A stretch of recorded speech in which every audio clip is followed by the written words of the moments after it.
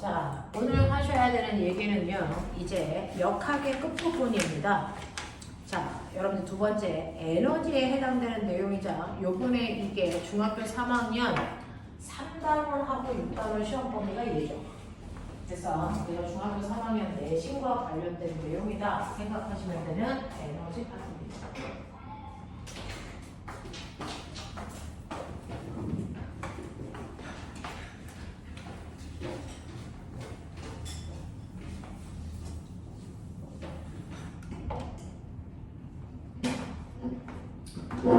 자, 자기들이 하셔야 되는 일과 에너지에서요. 기본적인 개념은 지금 막 시험을 봤기 때문에 또는 시험 공부를 하고 있기 때문에 누구보다 핫하게 알고 있는 시점이라고 생각합니다. 우리가 해야 되는 이 파트의 내용이 바로 일과 에너지. 자, 개념만 다시 한 번만 핵심만 정보 잡아놓고 중학교 때 배우지 않았던 것 위주로 설명을 좀 해볼게요. 자, 그 중에서 첫 번째 일이 뭡니까? 라고 하죠. 우리 일상에서 얘기하는 집안일, 공부 이런 것들은 과학에서 인정하는 일이 될 수 없어요. 왜? 과학에서는 무조건 객관적으로 측정 가능해야만 인정합니다. 그래서 우리가 눈에 보이지 않는 힘이나 에너지는 있다라고 인정합니다. 왜? 객관적 측정 가능하니까. 하지만 혼이나 영혼이나 귀신은 있다고 가정하지 않습니다. 왜요? 객관적으로 측정이 불가능하니까. 단지 그거예요. 됐죠? 자, 그렇다면 이 일이라고 하는 거, 눈에 보이지 않는 이 물량 어떻게 계산합니까? 조건이 있겠죠? 일이라는 건 여러분들이 알고 있는 어떤 대상, 물체가 있어요. 그 물체에다가 힘을 주니까 그 힘을 준 방향으로 물체가 이동합니다. 그래서 이렇게 물체의 위치가 달라져요. 그래서 이렇게 어떤 대상이 물체에 힘을 주어서 뭐 시키는 거냐면 방향으로 이동시키는 겁니다. 이걸 우리는 과학에서 일이라고 합니다. 물체에다가 힘을 줘서 그 힘을 준 방향으로 물체를 이동시키는 거 일이라고 하겠다. 되겠습니까? 이렇게 되는 거죠. 그러니까 이 물체에다가 내가 힘도 줬고 이동도 했어. 그러니까 난 일을 했을 거야. 그러면 내가 한 일 얼마입니까? 라고 하면 네가 준 힘에다가 밀구간 거리를 곱한 만큼이 한 일이야. 이렇게 얘기했어요. 그러니 10N의 힘에다가 2m 밀고 갔으니까 내가 한 일은 숫자는 숫자끼리 계산, 단위는 단위끼리 계산하니까 20Nm이지만 중복된 단위 쓰기 싫어서 과학자 이름으로 20줄이야 이렇게 쓰기 시작했다는 거죠. 됐죠? 이게 바로 일입니다. 일의 정체입니다. 되겠니? 자, 그러면 이렇게 물체에다가 힘을 줘서 힘을 준 방향으로요? 이상한 거 있어요? 알죠? 물체에다가 힘을 줘서 힘 준 방향으로 이동시키는 걸 일이라고 한다면 됐어. 이 힘은 왜 필요해? 라고 하는 거죠. 그러면 똑같은 물체가 있는데요. 여기 2kg짜리 물체를요. 내가 2m 들어 올려. 그래서 여기다가 물체를 올릴 거예요. 그럼 이때는 물체를 들어 올릴 때 얼마의 힘이 필요해? 얼마의 힘이 필요하죠? 얘 들어 올리려면 최소한 얼마만큼 힘줘야지 올라가니? 얼마? 뻔하지 않니? 5만큼 힘줘야 돼? 무게만큼 힘줘야죠. 무게가 얼마예요? 얼마입니까? 20N이에요. 그러니까 이때는요, 얘가 한 일은요, 누가 안 가르쳐줘도 2kg니까, 물론 학교에서 9.8을 곱하라고 하겠지만, 우리는 10을 곱하니까, 위로 20N의 힘을 줘야 되지 않겠습니까? 그러니까 20N의 힘을 줘서 2m 들어 올리니까, 이때 한 일은 40Nm예요. 또는 40줄이에요. 이렇게 가잖아요. 되겠어요? 자, 그래서 맨날 중학교에서 나오는 거, 같은 물체를 같은 거리만큼 이동시키는데요. 됐죠? 네, 한 일이 같니? 달라요. 왜? 그때그때마다 필요한 힘이 달라서 그래요. 얘는 10N의 힘이 필요해요. 얘는 20N의 힘이 필요해요. 힘의 크기가 다르기 때문에 한 일이 다릅니다. 왜 달라요? 같은 2kg짜리로 똑같이 2m 움직이는데. 그래서 이때는요. 물체를 들어 올릴 때는 뭐만큼 힘줘야 되니? 중력만큼 힘줘야 됩니다. 그래서 이렇게 물체를 들어 올리는 일을 중학교 때 뭐라 그럽니까? 중력의 힘이라고 하죠. 중력만큼 힘든다? 그래서 중력이 아니에요. 알겠습니까? 그럼 물체를 밀고 갈 때요. 중력만큼 힘드니? 아니죠. 얼음판에서 밀 때는 힘이 적게 들잖아요. 내가 몸무게가 빠진 것도 아닌데. 됐어? 네. 그래서 바닥에 이렇게 물체를 밀고 갈 때 드는 힘은 중력이 아니죠. 뭐만큼 힘 준 거예요? 마찰력만큼 힘 준 거예요. 그래서 중학교 때 이 일을 우리가 뭐라고 했습니까? 마찰의 힘이라고. 알겠니? 그래서 똑같은 물체를 똑같은 거리만큼 이동시킨다고 해서 한 일이 같지 않아. 힘의 크기가 달라지면 한 일이 다르다고요.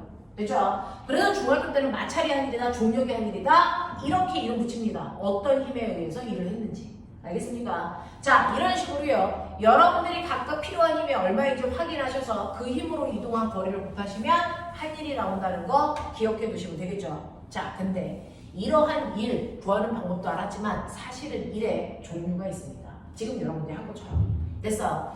내가 배운 이러한 일에 종류가 있는데요. 여러분들 이 그림을 딱 그려놓고요. 이 물체요. 오른쪽으로 10N의 힘을 줘서 2m 이동시키는데 자, 물체와 바닥 사이의 마찰이 10이 아니고 4N이라고 칠게요. 됐어? 네. 그렇다면 얘 한 일 얼마야? 이렇게 물어본단 말이야. 한 일 얼마야?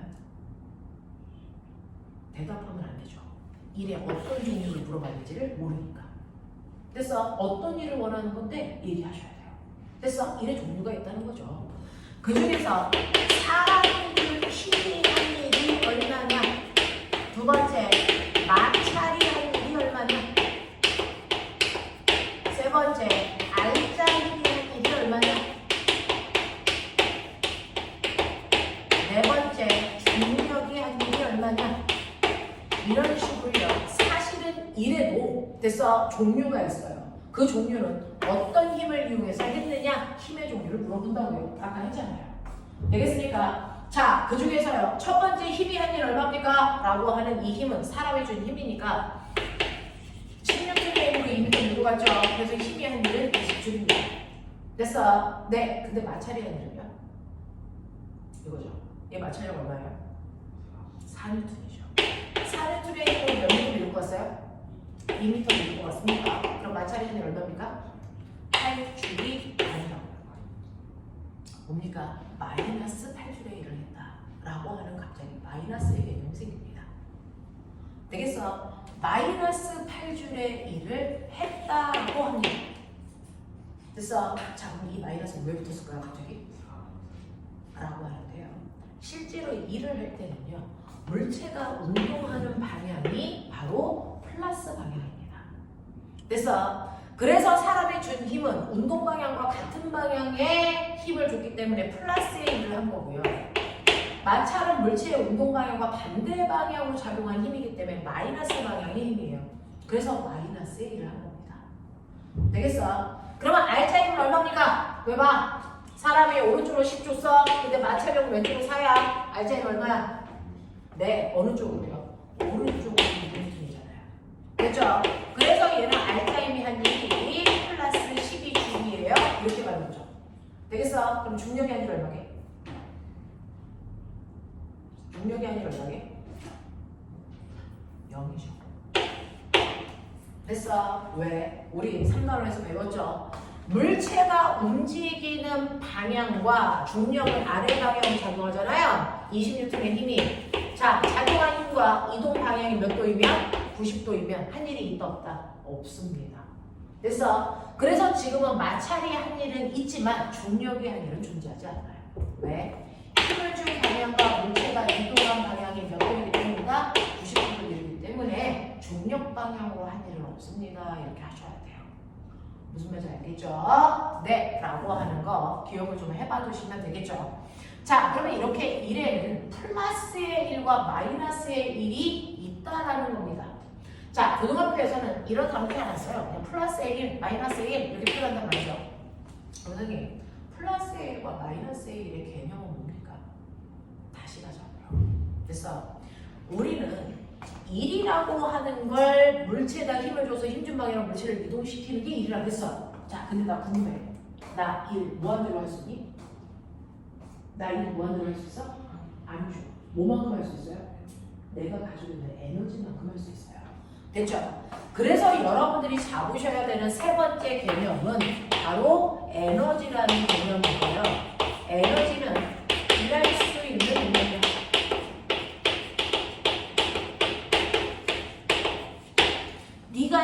무한대로 할 수 있는 게 아니고요. 한정되어 있는 양만큼만 일할 수 있는데 그 일을 할 수 있는 능력을 우리는 에너지라고 하겠다. 이런 얘기입니다. 그래서 여러분들 보시면 어떤 애가 처음에요. 에너지가 얼마나 있었냐면 100이 있었다고 치자. 근데 얘가 중간에 일을 했답니다. 얼마만큼? 40만큼 했다고 치죠.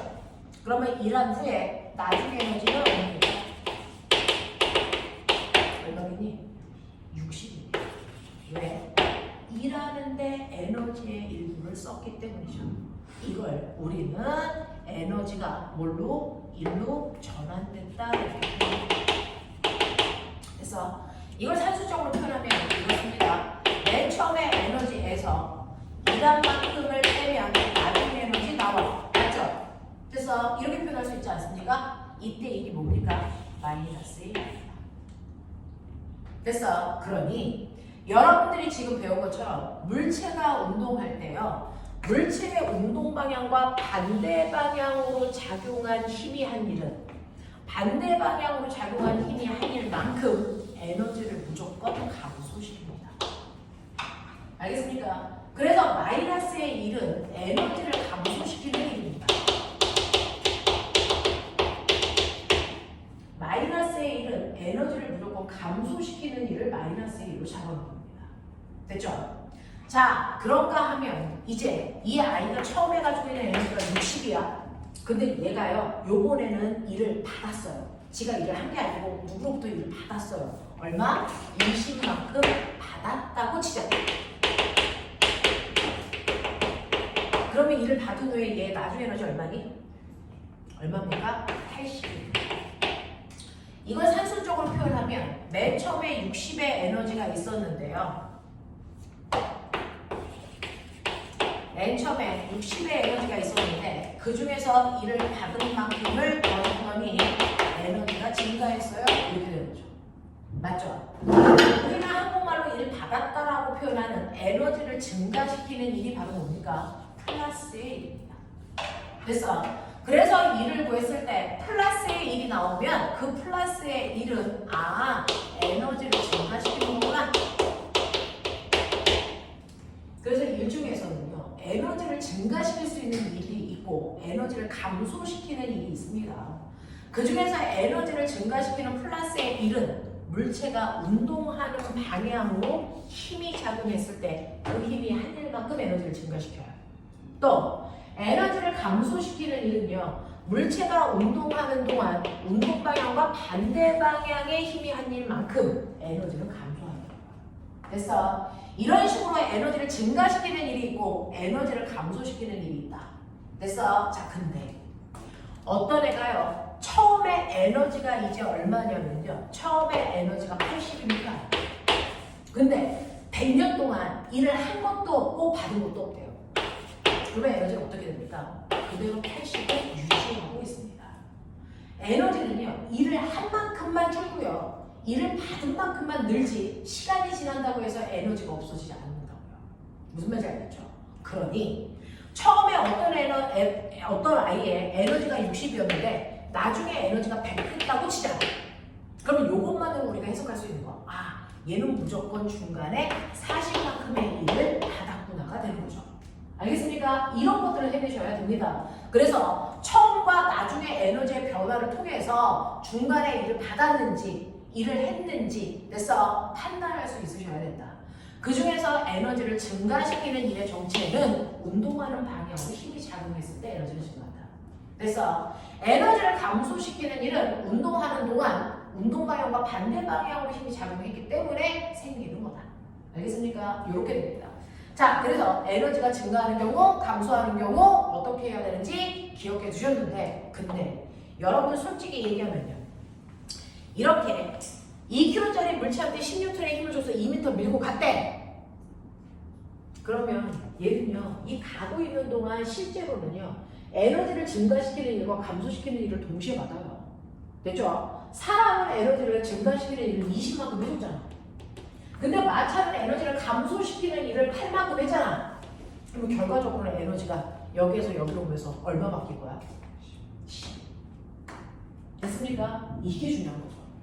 중간에 에너지를 증가시키는 일을 받던 감소시키는 일을 받던 너무 다양하니까 다 필요 없고 결과적으로 얼마만큼 에너지가 변한 거야? 나 이것만 알고 싶어. 결과적으로. 그거 어디야? 너 여기서 여기까지 오면서 결과적으로 에너지 얼마 바뀌었어? 됐어? 그게 바로 뭡니까? 여러분들 보시는 알짜임이야. 됐어? 알짜임이 한 일이 결과적으로 처음과 끝의 에너지의 변화량입니다. 그럼 보시면 이 A라는 물체는 출발해서 2m 오는 동안 에너지가 정확하게 증가했다. 얼마만큼? 12줄만큼 증가했다. 이 뜻입니다. 되겠어? 그래서 언제나 알자의 힘이 한 일만큼이 총 에너지의 변화량이다. 알겠어? 네. 그러니 다른 거 다 필요 없죠. 알자를 찾아서 알자의 힘이 한 일이 얼마인지만 구하면 되겠죠? 되겠어? 네. 근데 알자의 힘이 한 일이 12줄이라고 쳐요. 그러면 에너지가 처음보다 12줄만큼 증가했는데 자, 이때 어떤 종류의 에너지가 증가한 겁니까? 우리 알아요. 너네가 배운 에너지의 종류.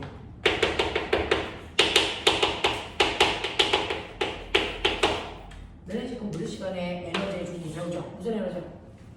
너네가 3단에서 배운 거 위치 에너지. 운동 에너지. 이거 두 개를 더해서 무슨 에너지? 역학적 에너지.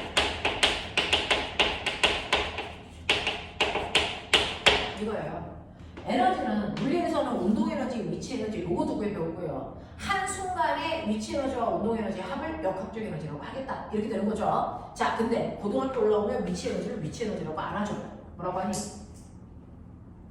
고등학교에 오면요. 위치 에너지를 위치 에너지라고 안 하고요. 뭐라고 하는 줄 아세요? 이거를 포텐셜 에너지.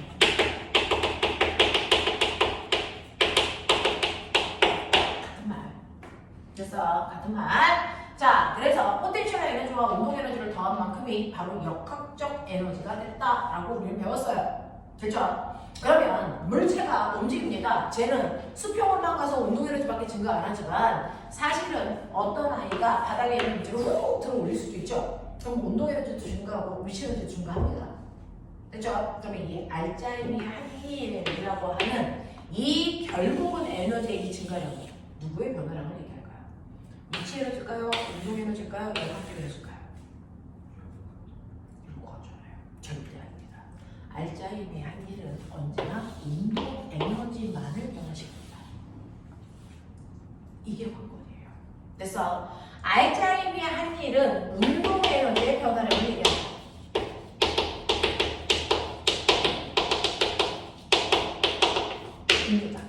알자임의 한 일은 언제나 운동 에너지만을 변화시킬 수 있어. 위치 에너지 못 건드려.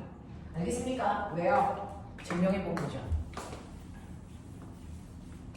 여러분들이 알고 있는 알자임을 F라고 하죠. 자, F라는 알자임으로 S만큼 밀고 갔어. 이게 알자임의 한 일이죠. 맞아요. 네. 자, 근데 F는 물론 MA. 거기다 밀고 간 거에 S 곱하면 되죠. 되겠어? 네. 근데 여기를 어딘가에서 본 적 있어. 이거 보니까 EAS는 V제곱 마이너스 V제곱 제곱 거기서 봤죠. 됐어? 네. 그래서 EAS는 V제곱 마이너스 V0 제곱이기 때문에 이를 옮기시면 이래요. 맞죠? 그걸 여기다 그대로 대입해 볼게요. 그러면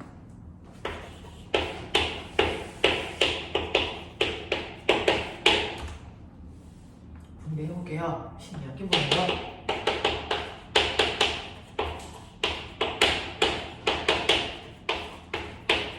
이거죠. 이게 뭐가 하십니까? 운동 에너지. 맞아요. 알짜임이 한 일은 나중 운동 에너지에서 처음 운동 에너지를 뺀 것과 같다. 알겠습니까? 이 얘기잖아요. 그래서 알짜 힘이 한 일은요. 알짜 힘이 한 일은 운동 에너지의 변화량과 위치입니다. 위치 에너지의 변화량 무관합니다. 알겠습니까? 이렇게 된 겁니다. 신기하죠? 알짜 힘이 한 일은 언제나 운동 에너지의 변화량을 얘기한다. 위치 에너지의 변화량과 무관하다. 알겠냐? 이렇게 됩니다. 자, 그러면 여기까지의 기본적인 얘기들 여러분들 다 했어요. 자, 그러면 알짜임이 한 일은 운동 에너지의 변화량 좋았어? 자, 그러면 너네는 위치 에너지, 운동 에너지 구하는 방법은 다 알아요. 움직이는 물체가 갖는 에너지, 운동 에너지. 그 운동 에너지 구하는 식을 저번 주에도 해드렸어요. EV, mv 제곱. 됐죠? 이제 위치 에너지라고 하는 그 아이요. 원래는 포텐셜 에너지라고 보셔야 돼요. 위치의 에너지는 사실은 세 가지가 있는 거 아세요? 중학교 때는 얘만, 고2 때는 여기까지, 고3 때는 여기까지 세 가지가 있습니다. 그래서 위치 에너지는 세 가지가 있어요. 그 중에서 중학교 3학년 때 배운 건 중력에 의해서 생기는 위치 에너지죠. 그래서 중력이라는 힘 때문에 생기는 위치 에너지라서 중력 포텐셜 에너지라고 불러요. 이렇게 부른단 말이야. 중력 포텐셜 에너지 이렇게 불러. 그래서 예를 들어서 바닥에 물체가 있다. 질량이 m이나이가 있다. 그러면 얘를 돼서 최소한의 힘으로 들기 위해서 필요한 힘은 딱 아래로 잡아당기는 중력만큼의 힘만 주면 돼. 그게 최소한의 힘이야. 자, 그래서 중력이라고 하는 힘으로요. 밀고 간 거리를 구해야 한 일이 되죠. 이게 중력의 한 일이죠. 자, 내가 밀고 간 거리요. H요. 그래서 mgH가요. 바닥면에서 그 높이까지 물체를 들어 올리는 동안 사람이 한 일이죠. 그러면 그 일을 이 물체가 뭐해? 받아. 일을 받은 만큼 뭐가 생긴다고? 에너지.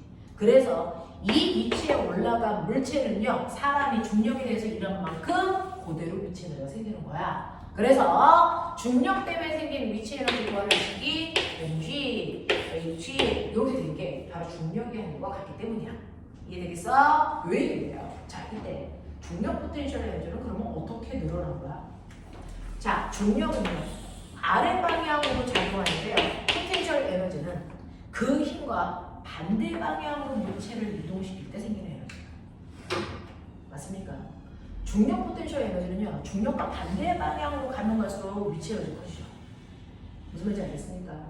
자, 작용하는 그 힘과 반대 방향으로 움직일 때 생기는 에너지를 포텐셜 에너지라고 해. 그래서 얘가 중력 포텐셜 에너지가 생겼어.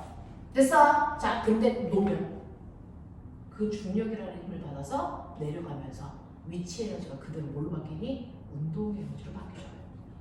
이 포텐셜 에너지는 다 똑같습니다. 이 위치 에너지는 됐어. 무조건 그 힘과 반대 방향으로 움직여서 생기는 에너지로요. 그래서 손을 놓으면 그 힘에 의해서 온전히 위치 에너지가 다 뭘로? 운동 에너지로 바뀌는 에너지를 포텐셜 에너지라고 합니다. 됐어? 그러면 이런 식으로 중력 때문에 중력처럼요. 위치에 에너지가 생겼다가 손을 놓으면 100% 운동 에너지로 다 전환시킬 수 있는 그 포텐셜 에너지가 뭐 있어요? 자, 첫 번째는 중력이고요. 두 번째는 바로 용수철입니다.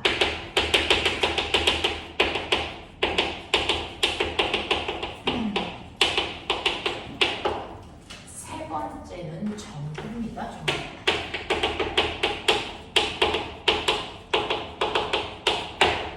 그래서 여러분들 중학교 3학년 마지막 단원 전기예요. 됐어요. 네, 이렇게 배우는 겁니다. 그래서 포텐셜 에너지에 대해서 쓱 한 덩어리를 배우는 거 맞습니다. 자, 그러면 이런 식으로 했을 때 우리는 탄성 포텐셜 에너지까지는 반드시 오늘 이해하고 가셔야 되는데 탄성 포텐셜 에너지의 탄성이라고 하는 건 변형시켰을 때 제대로 탱 하고 돌아가는 용수철을 만드는 거야. 그래서 자, 그 용수철이 대표적으로 탄성력인데요. 호명아, 봐봐. 여기에 이렇게 용수철이 있어. 늘어나지 않았어. 여기다가 마찰이 없는 곳에 질량의 M의 물체를 놓고요. 얘를 원래의 물체에서 당겨 늘어나겠죠. 자, 얘를 이렇게 당겨서 늘어나게 해서 물체를 여기다 놓을게요. 여기는 A라고 합니다. 그러면 잡아 당겼으니까 얘 무작용 하겠니? 탄성력. 어느 쪽으로? 됐죠? 그래서 내가 잡아당기는 동안 탄성력과 반대 방향을 이동한 거예요. 그래서 탄성 포텐셜이 생긴 겁니다. 무슨 말인지 알겠어? 자, 이때 너 기억나냐? 용수철의 작용을 통해서 용수철의 변형된 기믹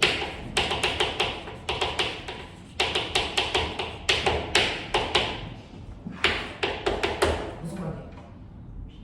되게 용수철을 많이 잡아당기고 싶으면 힘을 크게 줘야 되죠. 용수철과 힘 사이에는 정확하게 비례관계가 있어서 이렇게 10N의 힘을 주면 용수철이 1cm 늘어난다고 치자. 그러면 20N의 힘을 주면 용수철이 몇 cm 늘어나냐? 2cm 늘어난단 말이야, 정확하게. 근데 이 용수철을 내가 4cm 늘어나게 했어. 몇 뉴턴의 힘을 주고 있다는 얘기? 40N의 힘을 주고 있다는 얘기. 납득합니까? 그걸 그래프로 그리면 힘과 거리가 비례관계이기 때문에 이 모습이 나온단 말이죠. 됐죠? 네. 근데요, 이제 자기들은 애기가 아니니까 이렇게 용수철을 이용해서 용수철 저울을 매달았을 때요, 용수철 저울에 매달려 있는 물체의 무게를 측정할 수 있다고 했잖아요. 어떻게?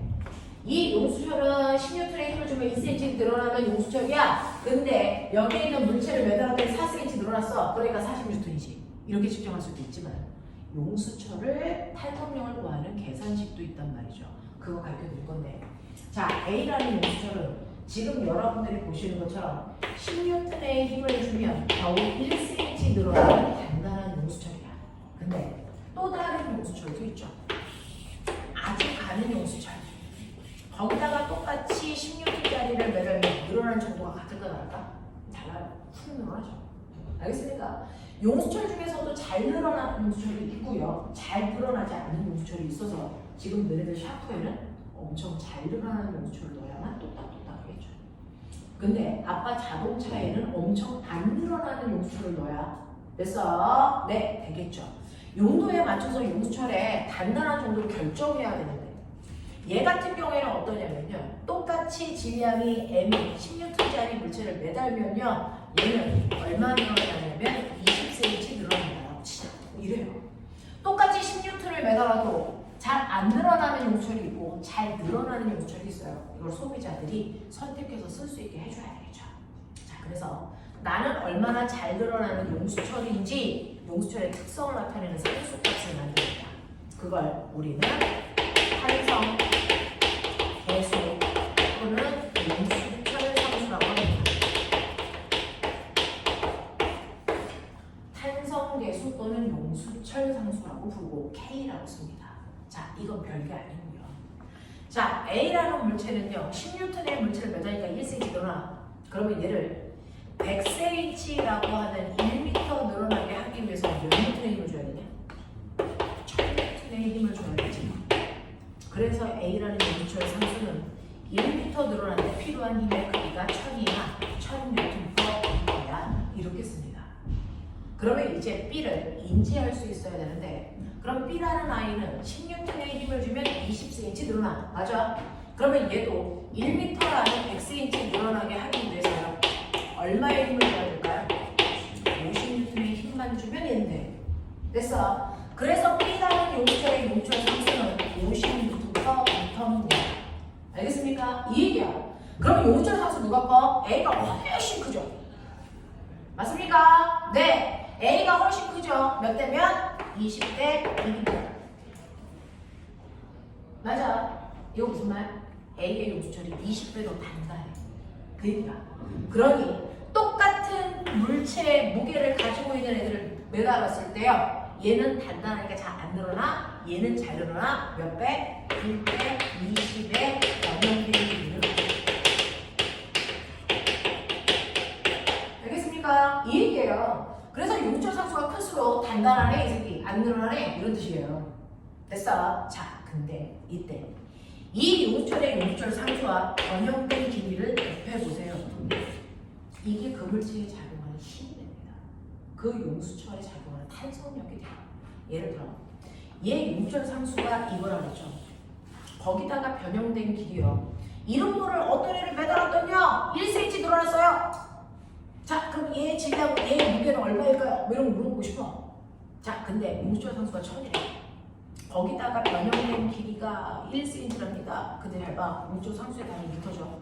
그럼 1cm를 얼마나 집어넣어야 돼? 0.01m로 집어넣어야죠.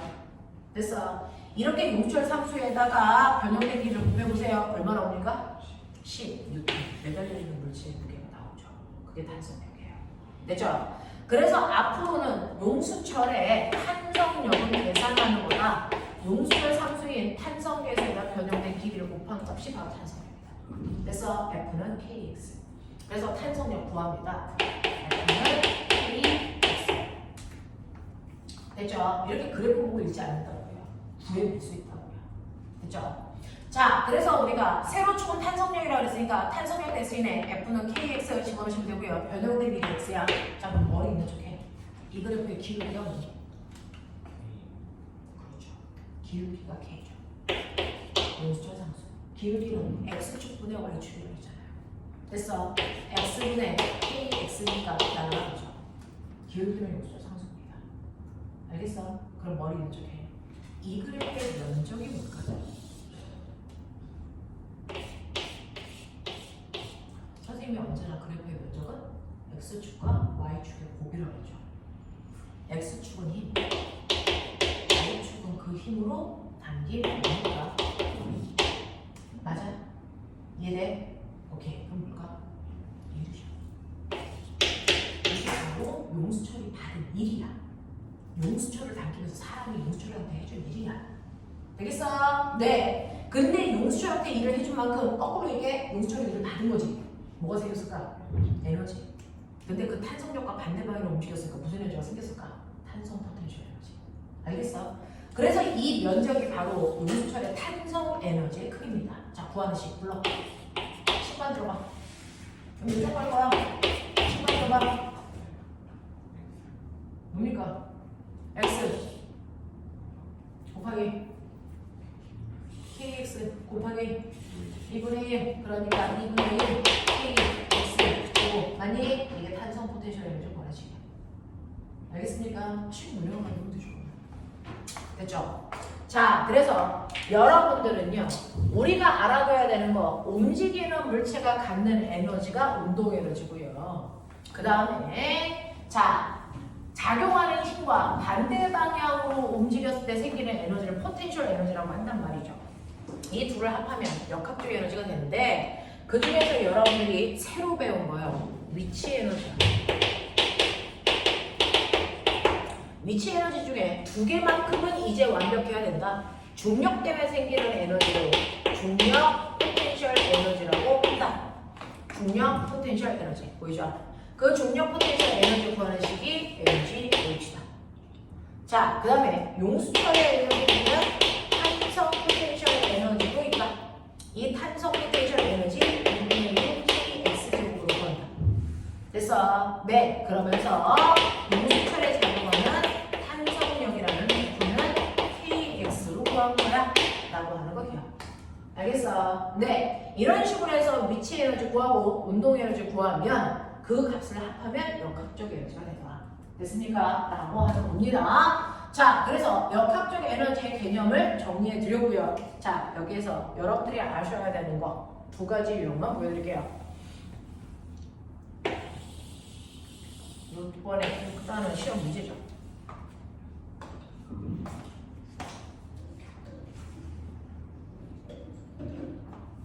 마찰이 없는 됐어 언덕입니다. 여기에 롤러코스터가 있죠. 여기에 질량이 M인 A라는 물체 A 지점입니다. 통 하고 치면 마찰이 없기 때문에 후 이렇게 움직이죠. 그래서 그 상황이야. 기준면으로부터 20m 여기 B 지점 10m 12점 16m 됐냐? 자, 그 다음에 D 지점 4m 됐냐? 요 얘기야. 자, 그래서 마찰이 없는 면에 저 질량이 M인 물체가 굴러 내려갑니다. 준비됐죠? 자, 여러분들이 해주셔야 되는 거 첫 번째, 마찰이 없기 때문에 역학적 에너지 못 될까요? 마찰이 없으니까 역학적 에너지 못 되니? 보존돼요. 그렇죠? 마찰이 없으니까 역학적 에너지 보존되잖아요. 자, 그럼 이때 A점, B점, C점, D점에서의 각각의 위치 에너지, 운동 에너지를 합하면 뭐가 된다? 역학적 에너지가 된다. 됐냐? 자, A점에서의 위치 에너지 얼마일까요? 불러. mg 맞아요? 네, 이렇게 쓰면 되죠? 자, A점에서 20 순간 가만히 있었어요. 운동 에너지 얼마? 0. 그러면 역학적 에너지 얼마? mg 20. 이게 마찰이 없는 모든 시험의 역학적 에너지 보조.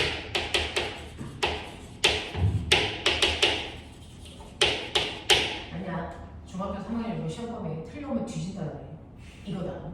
자, 그랬을 때 B점에서의 위치를 불러. mg. 그럼 운동 에너지 얼마냐?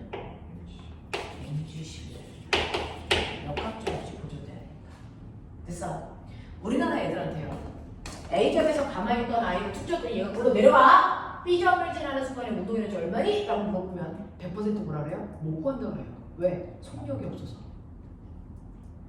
근데 구했잖아요. 무슨 말인지 알아? 모든 구간의 역학적 에너지 보존됩니다.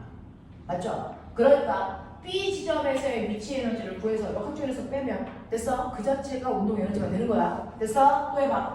C점에서의 위치 에너지 mg 얼마? 16. 여기 얼마? mg 4만큼의 에너지 가져야지. 그쵸? 이게 물론 mg 4. 이게 얼마? mg 16. 되겠냐? 이렇게 하는 거야. 그러면 이때요. 이거는 네가 쓰는 것도 시험 볼 때 이게 나와 있지 않아. 저 그림만 있어. 그럼 그냥 봐. A 대 B의 위치 에너지 비율이 얼마야? 고등학교 다 비율이야. 몇 대 몇이니? 여기 써있죠. mg 20대 mg 12니까 근데 이제 그러면 2대 1이라는 숫자를 결정한 게 뭘까? 여기 있는 20과 10이죠. 이거 정체가 뭐야? 높이죠. 됐어. 위치 에너지의 비율을요. 높이 비율로 결정합니다. 맞냐? 이 높이의 비율이 그 지점에서의 아이의 위치 에너지의 크기를 결정하거든요. 그래서 위치 에너지의 비율을 구하세요. 높이 비 구하세요. 고민하면 병신되는 거야. 됐어? BC 대 위치 에너지 비율. 이거 몇 대면? 5대 얼마? 8. 맞나봐. 돼요? 네. CD의 위치 에너지 비율 얼마? 4대 5. 맞습니까? 높이 비교하세요. 여기 떠있는 높이가 그 자체가 위치 에너지가. 알겠냐? 네. 자, 그 다음에 갑니다. 운동 에너지의 비교하자. 요번에 운동 에너지의 비율을 구할 거예요. A는 운동 에너지가 없으니까. 근데 그죠? 여기 써있죠. 얼마만가? 됐어? 얼마입니까? 그죠? 근데 이거 안 써있대네. 그러면 얘를 결정한 이 숫자가 문제를 찾으면 되지. 이 숫자가 뭘까? 저 그림에서 가야지. 여기 쳐다보고 있으면 어떡하니? 저 그림에서 가야지. 맞아. 이게 바로 속도가 0인 순간이 최고 높이죠. 속도가 0인 순간의 높이로부터 약하거든요. 이거 몇 미터? 10m. 10m의 위치는 제가 감소해서 운동을 된 거예요. 됐어? 이게 몇 미터? 4m. 이거 몇 미터? 몇 미터입니까? 10m. 됐어? 최고점의 높이로부터 낙하하면서 위치 에너지의 감소량이 운동 에너지 되잖아. 그러니까 낙하거리가 운동 에너지야. 알겠죠? 네, 그거 보시면 돼요. 굳이 여기까지 안 끌고 와. 알겠어? 그래서 BC 대 B와 C의 운동 에너지의 비율은 5대 2고요. CD의 운동 에너지 비율 해봐. 몇 대 몇입니까? 몇 대면? 1대 4죠. 됐어? 그럼 머리 있는 척해. C와 D의 운동 에너지가 1대 4야. 그러면 C와 D의 속력 비율은 얼마야?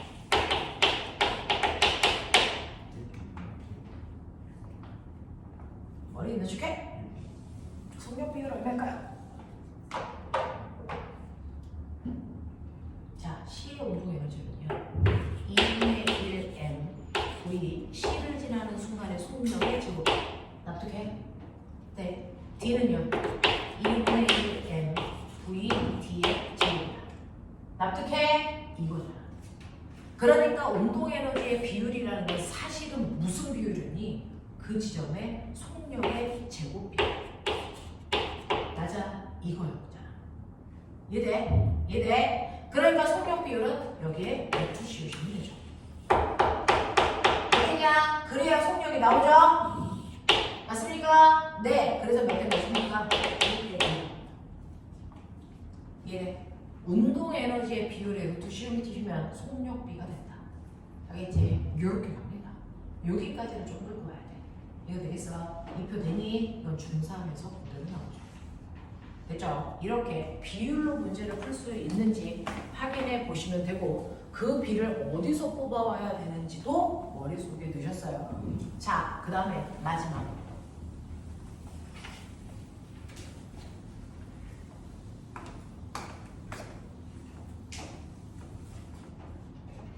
여러분들이 기억하셔야 되는 마지막은 됐어. 꼬맹아, 이거야. 지면으로부터요. 20m 높이에 A라고 하는 물체가 자, 낙하해서 바닥에 닿기 직전에 속력 얼마야? 요거죠. 내 중3이죠. 해 빨리.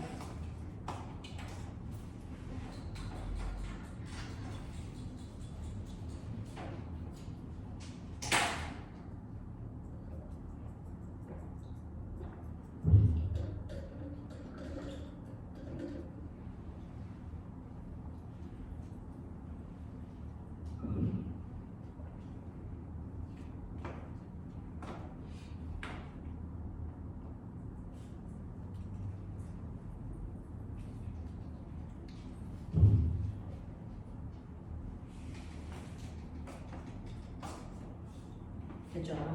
이거는 자, 맨 위에 이 지점에 가만히 있던 물체이기 때문에 얘는 위치 에너지만 mg 20만큼 있었고요. 가만히 있었기 때문에 운동 에너지는 0입니다. 그래서 최고점의 높이에서의 역학적 에너지가 여전히 위치 에너지죠. 이게 역학적 에너지죠. 이게 바닥으로 내려옵니다. 바닥에 닿는 순간에 위치 에너지는 0이겠죠. 자, 그게 온전히 운동 에너지로 바뀝니다. 자, 근데 역학적 에너지가 보존돼야 되니까 이 값이 이 값이랑 같아요. 그래서 자, 가만히 있는 최고점에 있는 물체의 위치 에너지가 지면에 닿는 순간에 운동 에너지의 크기와 반드시 어때야 된다? 같아야 된다. 자, 그래서 위치 에너지랑 운동 에너지 전환된다. 이 얘기 한 건데요. 자, 그렇다면 이때 바닥에 닿을 때 속력은 여러분들이 보시는 것처럼 요거 계산하시면 되니까 M 날라가요. 그래서 고등학교 때는 낙하하는 물체의 질량을 잘 안 줍니다. 결정 요소가 아니라서. 알겠어? 네. 그래서 속력은 보시는 것처럼 루트 2G H예요. 이렇게 간다고요. 됐죠? 네. 자, 그래서 이렇게 어떤 물체가 낙하할 때요, 감소한 위치 에너지가 증가하는 운동 에너지를 만들어내. 되겠지? 네. 그래서 얘가 위치 에너지가 얼마 감소했는지 알면 운동 에너지가 얼마 증가했는지 알 수 있단 말이죠. 근데 여기에 4를 붙이면 이제 이런 일이 발생을 합니다.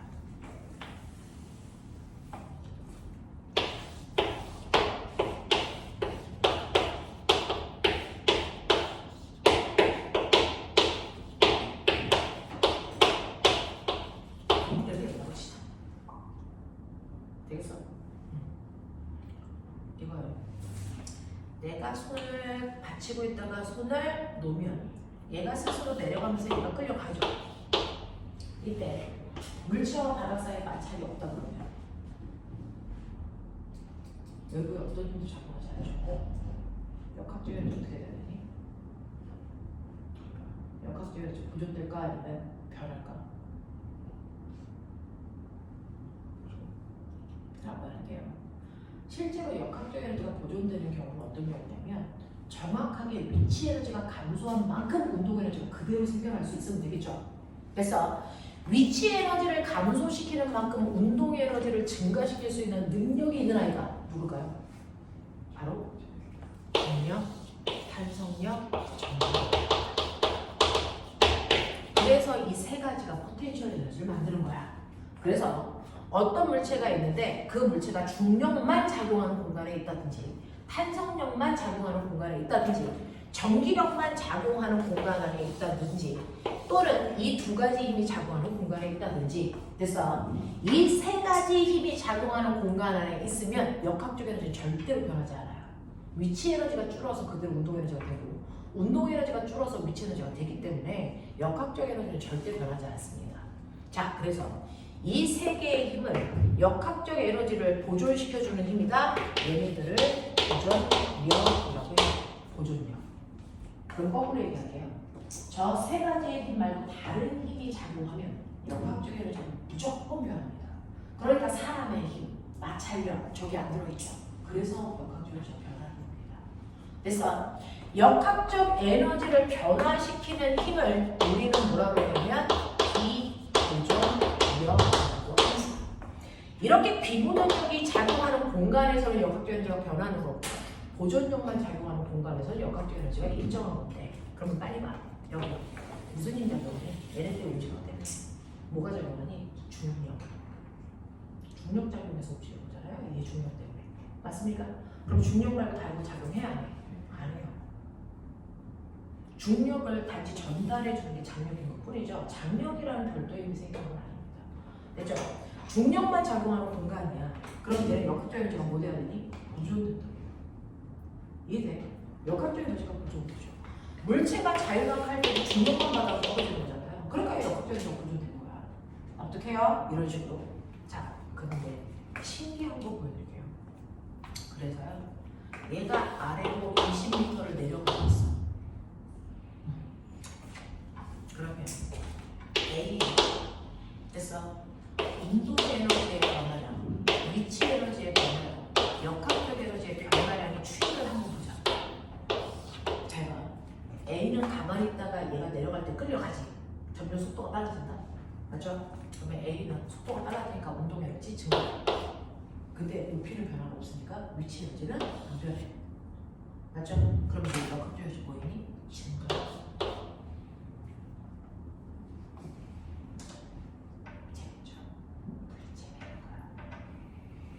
신나지 않아? 재밌지 않아? 막 이런 거 알면? 이 새끼들이 눈빛 봐라.